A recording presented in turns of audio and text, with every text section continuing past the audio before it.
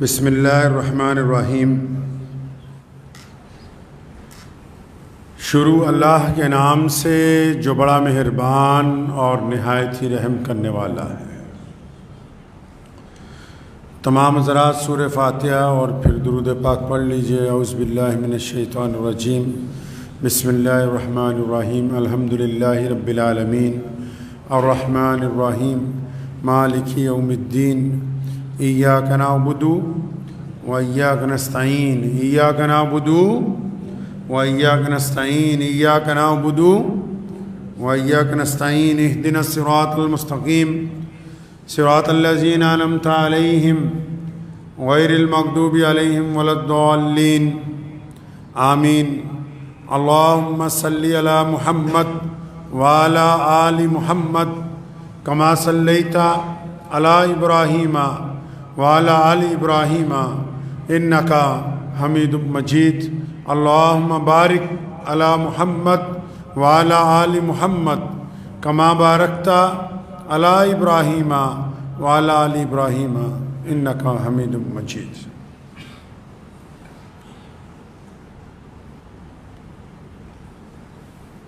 اسلامی سال نو کا پہلا مہینہ شروع ہو چکا ہے۔ محرم کی آج 9 تاریخ ہے۔ کل یعنی 10 محرم کو یوم عاشوراء کا دن پوری دنیا میں مسلمان اپنی عقیدت کے ساتھ، عبادات کے ساتھ، پیارے نبی حضرت محمد رسول اللہ صلی اللہ علیہ وسلم کی سنت کے مطابق گزاریں گے۔ ہمارے یہاں جو بھارت کے مسلمان ہیں، اکثر آپ نے سنا ہوگا کہ ہم کہتے ہیں محرم آ گیا، محرم منائیں گے، محرم کی تیاری کر رہے ہیں۔ تو یہ جو محرم منانا ہے، جو محرم کا دن آ گیا، یہ ہے کون سا دن؟ اس کی تیاری کیسے کی جاتی؟ اس کو منایا کیسے جاتا ہے؟ محرم والے دن ہوا کیا تھا؟ کرتے کیا ہیں؟ کرنا کیا چاہیے؟ محرم کہتے کس کو ہیں؟ محرم کا پیغام کیا ہے؟ کیونکہ جب ہم کوئی تہوار مناتے ہیں، کوئی کام کرتے ہیں، یہ تو نہیں کہ صرف مسلمان ہی کر رہے ہیں، پوری دنیا کے لوگ بھی تو اس کو دیکھ رہے ہیں، ان تک بھی تو پیغام جا رہا ہے کہ ہم نے عید منائی ہے، ہم نے عاشوراء کا دن منایا، ہم نے محرم کا دن منایا، ہم نے 12 ربیع الاول کا دن منایا، ہم نے کیا ہے؟ یہ پیغام کیا دے رہا ہے؟ بہت سارے لوگوں کو پوچھو کہ نہیں جی بس محرم منانے کی تیاری ہے۔ اللہ کے بندے، محرم منائیں گے کیسے؟ منانا کیسے ہے محرم؟ محرم کا دن عظمت والا کیسے بن گیا؟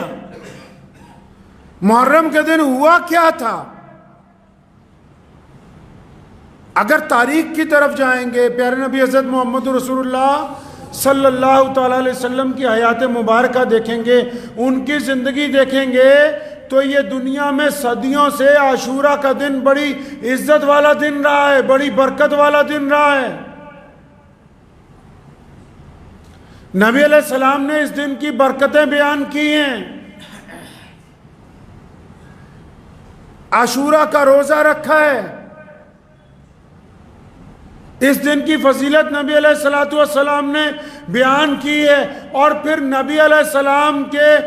بیان کرنے کے بعد نبی علیہ السلام کی زندگی میں عاشوراء کے دن عبادات کے ساتھ، روزوں کے ساتھ، جب نبی علیہ السلام ظاہری طور پر ہم سے پردہ فرما گئے، اس دنیا سے تشریف لے گئے، تو ان کی زندگی کے کئی سال بعد اسی دن کو میدان کربلا میں جب سیدنا امام حسین رضی اللہ تعالیٰ عنہ کی شہادت عاشوراء کے دن ہوئی، تو اس دن کی عظمت اور بڑھ گئی، اس دن کا مرتبہ اور بڑھ گیا، اس دن کا رنگ روپ اور طرح نکھر کے لوگوں کے سامنے آ گیا۔ اس کا مطلب اس کے ساتھ دو باتیں جڑی ہوئی ہیں۔ رسول اللہ صلی اللہ علیہ وسلم نے جو فضیلتیں بتائیں وہ بھی عاشوراء کے اندر جڑی ہوئی ہیں، اور میدان کربلا میں جو نواسہ رسول علیہ السلام نے شہادت دی ہے، اس کی عظمت بھی اس دن کے ساتھ جڑی ہوئی ہے۔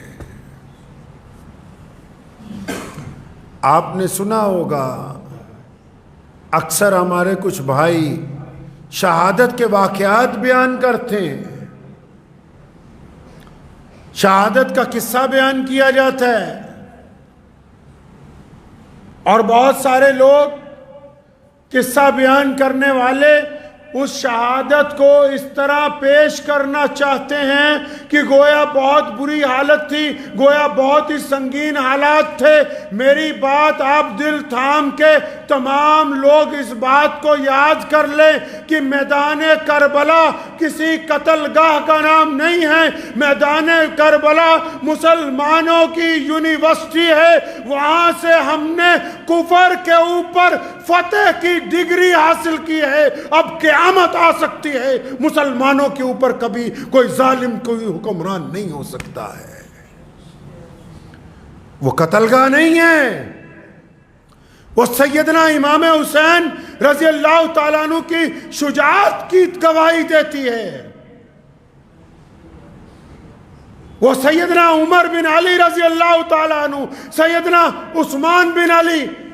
یہ دونوں جو بیٹے ہیں مولا علی رضی اللہ تعالیٰ عنہ کے، جن کا نام اپنے دوستوں کے نام پر رکھا، جنہوں نے اپنے بھائی کے ساتھ شہادتیں دی ہیں، یہ ان کی داستان ہے، جنہوں نے سیدنا امام حسین کے ساتھ وفاداری نبھائی ہے، جنہوں نے اپنے نانا کے دین کے لیے قربانی دی ہے۔ قیامت تک کے لیے مسلمانوں کے لیے یہ عزت کی بات ہے کہ ہمارے پاس قربانی کا علم بردار، ہمارے پاس فتح کا علم بردار، ہمارے پاس ظلم کے خلاف اٹھایا جانے والا علم اگر کسی ذات کے ہاتھ میں ہے تو سیدنا امام حسین رضی اللہ تعالیٰ عنہ کے ہاتھ میں ہے۔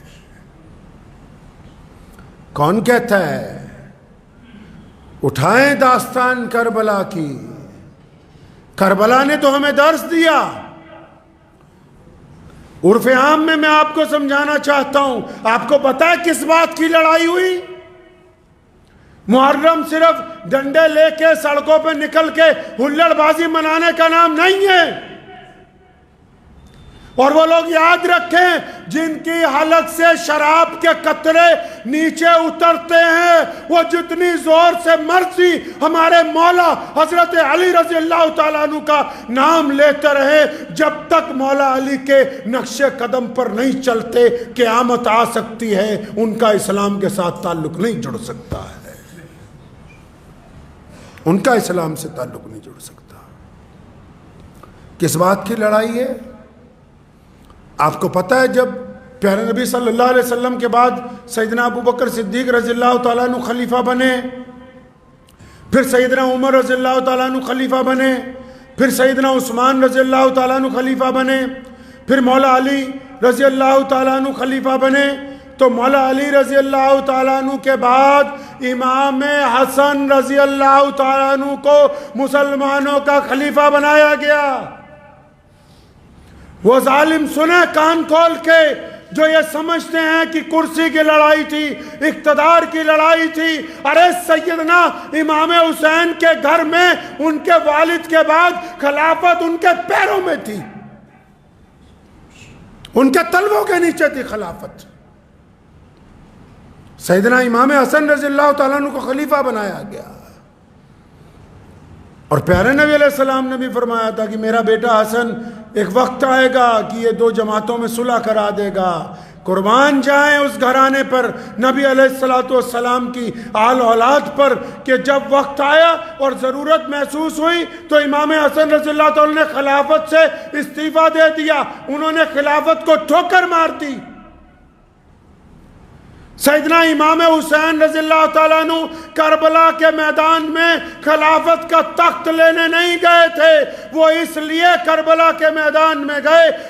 انہوں نے اس لیے یزید کے خلاف علم اٹھایا، انہوں نے اس لیے اس دور کی باطل حکومت سے ٹکرائے، کیونکہ حکومت یہ چاہتی تھی کہ جو نانا کا دین ہے، حکومت یہ چاہتی تھی کہ جو انسانوں سے بھلائی کا رویہ ہے، حکومت یہ چاہتی تھی کہ جو لوگوں کے اندر برابری ہے، حکومت یہ چاہتی تھی کہ جو لوگوں کے اوپر ایمانداری قائم کی گئی ہے اس کو ختم کر کے گنڈا گردی کا راج لے کے آئے۔ سیدنا امام حسین اس گنڈا گردی کے راج کے ساتھ ٹکر لینے گئے تھے، وہ حکومت کے اصول کے لیے میدان کربلا میں نہیں گئے۔ ان کا فلسفہ ہے یہ، محرم منانی ہے، محرم تو کہتی ہے یوم عاشورہ کی عظمت ہے اپنی جگہ،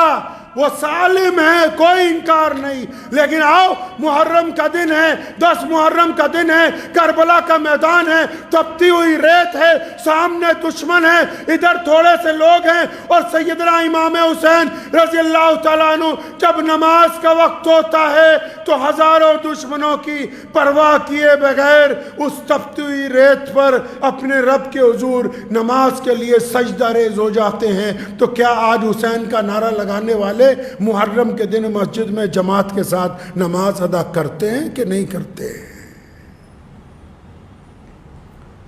دشمن جو منافق تھے اس وقت، جب نماز کا وقت ہو گیا ان کو بھی سیدنا امام حسین رضی اللہ تعالیٰ نے کہا آؤ نماز پڑھ لو، تو پانی نہیں ہم سے لے لو، پینے کا پانی ان کو دے دیا کہ ہم سے لے لو پانی، اس پانی سے وضو کر لو۔ پتہ یہ لگا نواسہ رسول جگر گوشہ بطول حضرت امام حسین رضی اللہ تعالیٰ عنہ میدان جنگ میں بھی اپنے نانا کی آنکھوں کی ٹھنڈک 5 وقتہ نماز فرض کو چھوڑنے کے لیے تیار نہیں ہے، تو پھر آج حسینی وہی ہے جو محرم کے دن اس بات کا عہد کرتا ہو کہ میری کبھی کوئی نماز جو ہے وہ کسی حالت میں قضا نہیں ہوگی۔ جس کو نماز سے پیار نہیں ہے وہ سیدنا امام حسین کی پیروی کرنے والا نہیں ہے۔ سیدنا امام حسین رضی اللہ تعالیٰ نے کربلا کے میدان میں جو کام انہوں نے کیا دنیا کے لیے آئیڈیل بنا ہے یہ۔ اگر آپ وشو کا اتہاس اٹھائیں گے، اگر آپ بڑے بڑے لوگوں کی زندگی پڑھیں گے، اگر گاندھی جی کی بھی آپ زندگی پڑھ لیں گے، اگر بڑے بڑے دنیا میں جو لوگ انقلاب لے کے آئیں ان کی زندگی پڑھیں گے نا، تو وہ یہ خود کہتے ہیں کہ ہم نے جب سوچا کہ انقلاب برپا کرنا ہے، ہم نے سوچا کہ ظالم کے خلاف بولنا ہے، ہم نے سوچا کہ اس سسٹم کو صحیح کرنا ہے، تو ہمت نہیں ہوتی تھی کہ ہم تو تھوڑے سے لوگ ہیں، لیکن کہا کہ جب سیدنا محمد رسول اللہ کے نواسے کو دیکھا، جب کربلا کے میدان میں امام حسین رضی اللہ تعالیٰ عنہ کو تنہا دیکھا، جب ان کو چند بھائیوں کے ساتھ دشمن سے ٹکراتے ہوئے دیکھا، جب ان کے بچوں کی شہادتیں دیکھی، تو پھر دل نے یہ کہا کہ حسین تو یہ کہہ گئے کہ اب قیامت تک جو لوگ چاہیں گے ظالم کی آنکھ میں آنکھ ملانا، وہ سیدنا امام حسین کی پیروی کریں گے۔ ظالم سے آنکھ ملانے کی سنت جو قائم کی ہے وہ امام حسین رضی اللہ تعالیٰ نے کی، چمچا گیریوں کی سنت نہیں، خوشامد کی نہیں، صلح کی نہیں۔ بتھیروں نے آ کے کہا کہ کچھ نرمی کیج کر لیجئے، کوئی دوسرا راستہ نکال لیجئے، اور سیدنا امام حسین رضی اللہ تعالیٰ عنہ جب نکلے نا میدان میں شہادت سے پہلے، جب بچوں کی شہادت ہو گئی، جب اپنے بھائیوں کی شہادت ہو گئی، جب بھتیجوں نے قربانیاں دے دی، امام حسین نکلے محمد رسول اللہ والی دستار اپنے سر پر لے کے، نکلے مولا علی کی تلوار کو لے کے، اور جب گھوڑے پہ بیٹھ کے دشمن پہ حملہ کیا، ایک ایک بار میں کئی کئی درجنوں کو جب گرایا، واپس آ کر اپنی بہن کو کہا کہ دیکھو زینب ان بدبختوں کی، ان بزدلوں کی اتنی جرت نہیں ہوتی کہ یہ براہ راست میرے مقابلے کے اندر آ سکے۔ نعرہ تکبیر، نعرہ تکبیر، ختم نبوت، ختم نبوت، نعرہ تکبیر۔ یہ کربلا کے میدان کا درس ہے۔ کربلا کے میدان نے اسلام کو زندگی دی ہے۔ جس طرح میدان بدر میں اسلام کی بنیاد رکھ دی گئی، کربلا کے میدان میں اس بات کو طے کر دیا گیا کہ جو ظالم ہیں وہ ہمیشہ الگ رہیں گے، جو حق پرست ہیں وہ ہمیشہ الگ رہیں گے۔ کربلا کے میدان میں یہ بات طے کر دی گئی کہ کسی کی تعداد کوئی اہمیت نہیں رکھتی، حق پسند جو ہوتے ہیں اگر وہ کم تعداد میں بھی ہو، ان کو سچائی بولنے سے دنیا کی کوئی طاقت روک نہیں سکتی ہے۔ میدان کربلا نے تو درس دیا ہے لوگوں کو، میدان کربلا نے تو ہمت دی غریبوں کو، میدان کربلا نے تو اتحاد کا سبق پڑھایا، میدان کربلا نے تو شجاعت کا سبق دنیا کو دیا، میدان کربلا نے صبر کر کے دکھایا، میدان کربلا نے بتایا کہ بھوکے پیٹ بھی کیسے خدا کے راستے میں لڑا جا سکتا ہے۔ اور میدان کربلا نے قرآن کو قیامت تک کے لیے اور رسول اللہ کے پیغام کو قیامت تک کے لیے محفوظ کر دیا، محفوظ کر دیا۔ سیدنا امام حسین رضی اللہ تعالیٰ عنہ کی شہادت، ان کے بھائیوں کی، ان کے بیٹوں کی، ان کے بھتیجوں کی، ان کے دوستوں کی، ان کے ساتھیوں کی شہادت، آج بھی جائیں گے نا تو کربلا کی مٹی سے ان کی شہادت کی خوشبو آتی ہے۔ کوئی نہیں جانتا آج ان ظالموں کو۔ کچھ لوگ ان ظالموں کو صحیح بتانے کی کوشش کرتے ہیں۔ ایک بات ہمیشہ یاد رکھو، جو محمد رسول اللہ کا گھرانہ ہے اور جو رسول کریم صلی اللہ علیہ وسلم کی ذات مبارکہ ہے اور جو سیدنا فاطمۃ الزہرا کے لال ہیں اور جن کو دنیا نے امام حسن و حسین کے نام سے ہمیشہ عزتیں بانٹی ہیں، قیامت تک جتنی مرضی ظالموں کے مقابلے میں دلیلیں لا سکتے ہو، قیامت آ سکتی ہے، دنیا کا کوئی بھی ظالم امام حسین کی جوتی سے اڑتی ہوئی خاک کے برابر بھی درجہ حاصل نہیں کر سکتا ہے۔ تو یہ یاد رکھیں جو محرم منانا چاہتے ہیں، بھائی محرم تو اس عقیدے سے منائی جائے گی کہ ہم نبی علیہ السلام کے دین کی تحفظ کے لیے تیار ہیں۔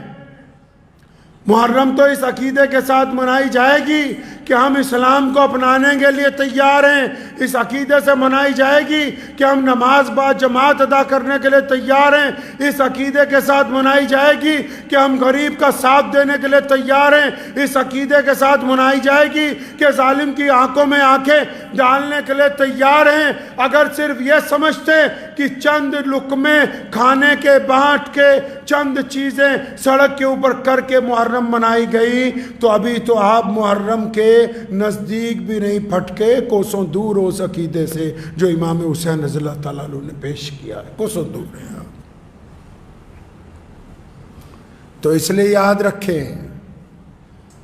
جب عاشورہ کا دن آئے سنت کے مطابق روزہ رکھیں،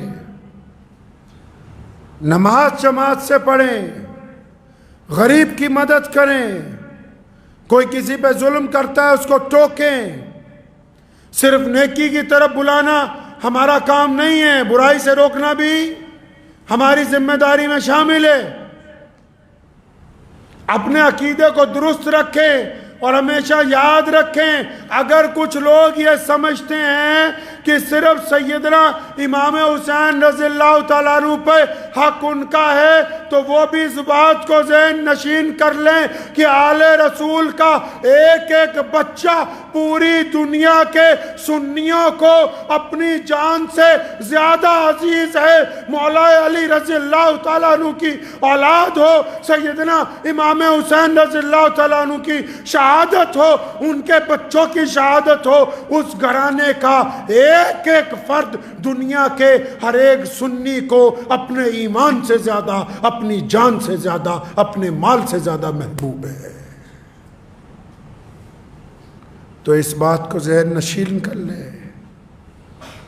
کہ ہم نے حضرت امام حسین رضی اللہ تعالیٰ عنہ کے عقیدے کی وضاحت کرنی ہے، عقیدے کی وضاحت کرنی ہے۔ ہم صرف شہادت کو یاد کر کے آنسو بہانے والے نہیں ہیں۔ ٹھیک ہے کہ شہادت کے واقعات ایسے دل اندوز ہیں کہ بعض مرتبہ نہیں بلکہ ہر مرتبہ جب آپ ان کو پڑھیں گے تو آپ کا دل، آپ کی آنکھیں بے قابو ہو جائیں گی، لیکن اس اشک باری کے درمیان بھی ہم اس بات کو یاد رکھیں گے کہ شہادت کا مقصد کیا تھا۔ جب تک مقصد زندہ ہے تب تک ہمارے نزدیک شہادت کا مرتبہ موجود ہے، اس لیے ہم مقصد کو کبھی آنکھوں سے اوجھل نہیں ہونے دیں گے انشاءاللہ۔ تو کریں گے انشاءاللہ تعالی شہادت کے مقصد کو، اور جو قومیں اپنے شہیدوں کو سارے ہی سن لیں، جو غیر مسلم دوست ہیں وہ بھی، جو مسلمان ہیں وہ بھی، جو قومیں اپنے شہیدوں کو بھول جائیں، جو قومیں اپنے بڑوں کو بھول جائیں، جو قومیں اپنی بنیاد رکھنے والوں کو بھول جائیں،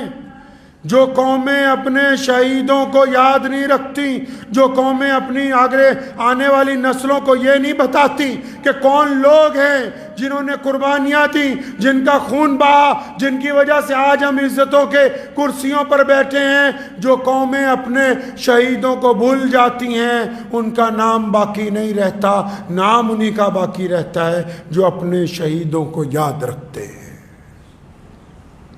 تو دعا کریں اللہ مجھے بھی اور آپ سب کو بھی سیدنا امام حسین رضی اللہ تعالیٰ عنہ کے طریقے کے اوپر چلنے کی توفیق عطا فرمائے۔ اللہ تعالیٰ اس مقصد پہ چلنے کی توفیق عطا فرمائے جو حضرت امام حسین رضی اللہ تعالیٰ عنہ نے پوری دنیا کے انسانوں کے لیے عطا فرمایا۔ چلتے چلتے آج ایک بات محرم کے عنوان سے گزشتہ 2 دن پہلے سامنے آ گئی۔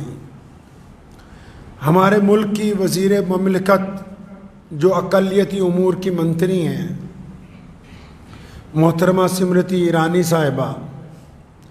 انہوں نے ایک بیان دیا آج سے 3 دن پہلے کہ آندھرا پردیش کا جو وقف بورڈ ہے وہ قادیانیوں کو یہ نہیں کہہ سکتا کہ آپ اسلام سے خارج۔ وقف بورڈ کہے یا نہ کہے یہ الگ بات، اتنی ذمہ دار عہدے پر جو بندہ بیٹھا ہو، یہ جو خاتون بیٹھی ہیں جو اقلیت کی وزیر ہیں، مائنورٹیز کی وزیر ہیں بھارت کے اندر،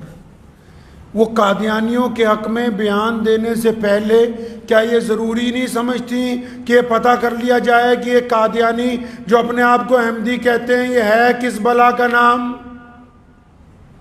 ہیں کون یہ؟ اور یہ یاد رکھیں آپ کے پاس کوئی ایسی طاقت نہیں ہے کہ آپ کسی کو اسلام میں داخل کر دیں یا خارج کر دیں۔ یہ دنیا میں اللہ اور اس کے رسول کا جو دستور مسلمانوں کو ملا ہے، جس کو ہم قرآن اور حدیث کہتے ہیں، قرآن اور حدیث سے یہ طے ہوگا کہ کون بندہ مسلمان ہے، کون مسلمان نہیں ہے۔ کوئی بھی حکومت ہمارے ذاتی قانون کے اندر ہمارے اندر کبھی بھی دخل نہیں دے سکتی، پہلی بات۔ دوسری بات، عام لفظوں میں سمجھ لیں محترمہ صاحبہ کہ اگر کوئی آدمی، جس طرح آپ بھاجپا کی عہدے دار ہیں، اگر کوئی آدمی بھاجپا کی نیتیوں سے، بھاجپا کے سدھانتوں سے सहमति ना जताता हो, पार्टी में रह के पार्टी के खिलाफ बात करे, तो आप क्या करोगे? आप उसको पार्टी से निकाल दोगे। अगर कोई वजारत में रह के अपनी सरकार के खिलाफ नुक्ताचीनी करे, क्या करोगे? उसको सरकार से निकाल दोगे। उसको बाहर रह के जीने का हक है, लेकिन पार्टी में रहने का हक नहीं है। इसी तरह कोई भी बंदा जो इस्लाम में रहना चाहता है अल्लाह की इबादत के साथ, अगर वो ये कहता है कि नौजुबिल्लाह हुजूर सल्लल्लाहु अलैहि वसल्लम जो हमारे नबी हैं, प्यारे पैगंबर की जगह कोई और बंदा नौजुबिल्लाह नबी बनकर आया, तो क़यामत आ सकती है, वो इस्लाम में नहीं रह सकता है। नारे तकबीर, नारे तकबीर, खत्मे नबूवत, खत्मे नबूवत, नारे तकबीर। तो इसको तो छोड़ दीजिए कि वक्फ बोर्ड के पास अधिकार है या नहीं, वक्फ बोर्ड कहे या ना कहे। दुनिया भर के आलिमों ने कहा, दुनिया भर के मुसलमानों ने 100 साल पहले इसलिए फैसला किया। और यह भी सुनिए फैसला क्यों किया। आपने इतिहास नहीं पढ़ा, सन 1888 का दौर था, लोग चुप थे, देश की आज़ादी के लिए कोई निकल नहीं रहा था। मुसलमानों ने 1857 की जंग आज़ादी के बाद दोबारा इस देश की आज़ादी के लिए जब काम शुरू किया, जब तैयब जी और भीम जी जैसे लोगों ने कांग्रेस की उस दौर में आज़ादी के लिए बुनियाद रखी, मैं इस कांग्रेस की बात नहीं कर रहा, उस दौर में जब आज़ादी के लिए बुनियाद रखी तो मुसलमानों ने उनका साथ देने का फैसला किया। तो उस वक्त अंग्रेज़ों ने एक फितना शुरू किया कि मुसलमानों को देश की आज़ादी से अगर हटा रहे हैं तब कुछ काम करना पड़ेगा। तब उन्होंने मिर्ज़ा गुलाम कादियानी को कहा कि तुम झूठे नबी बन के आओ ताकि मुसलमान आज़ादी की लड़ाई से हट जाएं और इधर लग जाएं तुम्हारे पीछे, ताकि इस देश पर हम ज्यादा राज करें। मोहतरमा साहिबा, वजीर साहिबा, आप जिनकी बात करती हैं उनका इतिहास उठाएं। उन्होंने इस देश की जंग आज़ादी से गद्दारी की है, उनके खिलाफ पहला फतवा इसीलिए आया क्योंकि मिर्ज़ा गुलाम कादियानी ने ऐलान किया कि मैं मलका एलिज़ाबेथ के साथ हूँ, क्योंकि जमात अहमदिया ने ऐलान किया कि हम अंग्रेज़ सरकार के परिस्तार हैं, और यहाँ तक कहा कि हमने उनके हक में किताबें लिखी, इश्तिहार शाया किए कि देश के मुसलमान आज़ादी की लड़ाई को छोड़ के अंग्रेज सरकार के साथ लग जाएं। आप जिनकी हिमायत की बात करती हैं उनका इतिहास पढ़िए, वो इस देश की जंग आज़ादी के भी गद्दार हैं। और आप तो सरकार में हैं, अब दोबारा उठा लेंगी तो कितनी बुरी कार्रवाइयों में कितने आतंकियों के साथ इनकी यारी है वो भी निकल के सामने आ जाएगी। अब भी बात ना समझ आती हो तो आखिरी गुजारिश करूंगा मीडिया की तरफ से। पिछले दिनों हमारे देश के माननीय प्रधानमंत्री साहब ने एक बात कही, वो अलग बात है कि इससे कुछ मुसलमान लीडर सहमत हों या ना हो। प्रधानमंत्री जी ने कहा कि मुसलमानों में 70% लोग पसमानदा हैं, यानी ऐसी बरादरियां जो गरीब हैं, हम अपने उन भाइयों को साथ लेके जाना चाहते हैं। तो स्मृति ईरानी जी, आपको मैं ये बता दूं, ये ठीक है, हमारे मुल्क के प्रधानमंत्री जी ने कहा कि पसमानदा हैं, हम चाहे इस बात को माने या ना माने, आपके मुताबिक अगर मान लें कि 70% लोग पसमानदा हैं मुसलमानों में, 30% दूसरे हैं, तो एक दफ़ा इन पसमानदा से भी और दूसरों से भी सबसे एक दफ़ा पूछ लो, जो 70% जिनको आप पसमानदा कहते हैं वो भी, और 30% दूसरे भी जिनको आपने दो कैटेगरियों में बांटा है, हमने नहीं, लेकिन इन सब से पूछो, हमारा गरीब से गरीब बच्चा, हमारा अमीर से अमीर आदमी, हमारा रेड़ी चलाने वाला, हमारा रिक्शा चलाने वाला, हमारा मजदूर हो, हमारा जिम्मेदार हो, सारे के सारे मोहम्मद रसूलुल्लाह से अपनी जान से ज्यादा प्यार करते हैं। जिनको रसूलुल्लाह के दुश्मनों से इश्क है तो फिर वो मुसलमानों की वोट लेने की बात ना करें। फिर वो सियासी तौर पर भी समझ लो कि जिनकी आप बात करते हैं गले लगाने की, हम इनकार नहीं करते, गले लगाना चाहिए। ہونا چاہیے، اوپر اٹھنا چاہیے غریبوں کو، لیکن جن کو غریب کہہ کے یہ سمجھ رہے ہو کہ یہ غریب ان کو قادیانی بنا لو گے، ارے مسلمانوں کی رگوں میں رسول اللہ کی محبت ہے، اگر ہماری بوٹیاں نوچ دو گے، اگر ایک ایک ٹکڑا بھی کر دو گے تو رسول اللہ کی محبت ہمارے میں سے کوئی نہیں نکال سکتا ہے۔ تو یہ مشورہ پہلے سرکار سے بھی کر لیتی، جو ہمارے ساتھ اوپر تھوپنے کی کوشش کی قادیانیوں کو، سرکار سے بھی ایک مشورہ کر لیتے کہ پورے بھارت کے مسلمان، جو دنیا میں سب سے بڑی اقلیت ہے اس دیش میں، جن کو ہمارے پردھان منتری جی آج اپنی چھاتی سے لگانے کی بات کرتی ہے، اور یہ منتری ان مسلمانوں کی چھاتی پر نمک چھڑکنے کی بات کرتی ہے، پہلے وہاں تو پوچھ لیتے کرنا کیا ہے؟ جتنے مرضی حکم نامے جاری کر دو، کسی مرضی وقف بورڈ کو کر دو، اور وقف بھی جو ہے نا، یہ جو وقف کی جائیدادیں ہیں، یہ ہمارے خون پسینے کی کمائی ہے، یہ ان لوگوں کی جائیدادیں ہیں جو اللہ اور رسول کو ایک مانتے، انہوں نے دی ہیں، یہ کسی مرزا قادیانی کی چیلوں نے نہیں دی جائیدادیں، وقف بورڈ کی جو جائیدادیں، یہ اللہ اور رسول کو ماننے والوں نے وقف کی کہ ان کے پیسے سے، ان کے کرائے سے، ان کی آمدنی سے مسجدوں کا خرچہ چلے، ان کی آمدنی سے غریب بیواؤں کو راشن دیا جائے، ان کی آمدنی سے غریبوں کا علاج کروایا جائے۔ یہ اس لیے وقف کیا ہے، دیش کی جنگ آزادی کے غداروں کے لیے وقف بورڈ وقف نہیں کیے گئے ہیں۔ تو میری گزارش ہے بھارت سرکار سے، پر ماننیہ پردھان منتری شری نریندر بھائی مودی جی سے بھی گزارش ہے کہ کیبنٹ میں یہ جو اقلیت کی وزیر ہیں، انہوں نے پورے دیش کے مسلمانوں کے جذبات کو مجروح کیا ہے، انہوں نے پورے دیش کے مسلمانوں کو تکلیف پہنچائی ہے، انہوں نے پورے دیش کے مسلمانوں کے سامنے ہمارے پیارے نبی حضرت محمد رسول اللہ صلی اللہ علیہ وسلم کی شان میں بے ادبی کرنے والے، ہمارے نبی کے سامنے جھوٹی نبوت کا اعلان کرنے والے مرزا قادیانی کے چیلوں کو مسلمان بتانے کی کوشش کی ہے۔ ان کو بلا کے پوچھئے کہ کیوں یہ ایسا کرتی ہیں، کیا ہم اس ملک کے واسی نہیں، کیا ہمارا حق نہیں کہ ہم اپنے دین کے اوپر اپنے طریقے کے ساتھ بالکل آزادی کے ساتھ گزاریں؟ اس لیے ان سے پوچھ ہونی چاہیے کہ یہ آپ نے کیا کیا ہے۔ اور منتری صاحبہ، آپ کو ایک بات اور یاد دلا دوں کہ آپ مائنورٹیز کی وزیر تو ہیں،